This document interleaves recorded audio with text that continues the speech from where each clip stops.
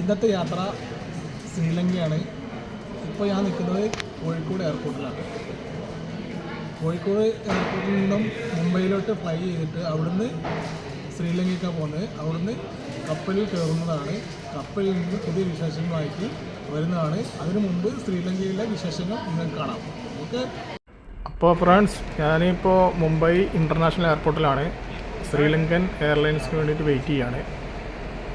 1 മണിക്കൂർ വെയിറ്റിംഗ് ആണ് ഇവിടെ ഉള്ളത്. അപ്പോൾ ശ്രീലങ്കയിൽ ചെന്നിട്ട് കാണാം. അപ്പോൾ ഫ്രണ്ട്സ്, ഞങ്ങൾ ശ്രീലങ്ക എയർപോർട്ടിൽ രാവിലെ 8 മണിക്ക് വന്നിറങ്ങി. അവിടെ കമ്പനിയുടെ ഏജൻറ്റ് നെയിം ബോർഡുമായിട്ട് വെയിറ്റ് ചെയ്യുന്നുണ്ടായിരുന്നു. 1 മണിക്കൂർ കൊണ്ട് എമിഗ്രേഷൻ ലാൻഡ് ലഗേജൊക്കെ എടുത്ത് പുറത്തിറങ്ങി. അവർ കൊണ്ടുവന്ന വാഹനത്തിൽ ഇപ്പോൾ ഞങ്ങളെ കമ്പനി അറേഞ്ച്മെൻറ്റ് ചെയ്ത വില്ലയിലേക്ക് പോയിക്കൊണ്ടിരിക്കുകയാണ്. അപ്പോൾ ഇവിടുന്ന് ഏകദേശം ഒരു 6.5 മണിക്കൂർ യാത്ര ഉണ്ടെന്നാണ് പറഞ്ഞത്. ഞങ്ങൾ കമ്പനി അറേഞ്ച്മെൻറ്റ് ചെയ്തിരിക്കുന്ന വില്ലയിലേക്ക്.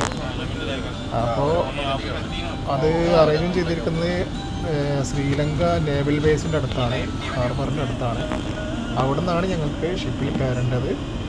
അപ്പോൾ അവിടെ ഒരു ദിവസം സ്റ്റേ ഉണ്ട് എന്നാണ് ഏജൻറ്റ് ഇപ്പോൾ പറഞ്ഞത്. അപ്പോൾ അങ്ങോട്ടുള്ള യാത്രയാണിപ്പോൾ പോയിക്കൊണ്ടിരിക്കുന്നത്. ഈ റോഡൊക്കെ ഇപ്പോൾ ശ്രീലങ്കയിലെ റോഡൊക്കെ ഇപ്പോൾ ചൈനയാണ് നിർമ്മിച്ചിരിക്കുന്നത്. അങ്ങോട്ട് ഇടത്തോട്ട് പോകുന്നത് കൊളംബോക്കുള്ള സിഗ്നലാണ് കാണിക്കുന്നത്. അപ്പോൾ ഇവിടുത്തെ റോഡും എല്ലാം ചൈനയുടെ അണ്ടറിലാണിപ്പോൾ.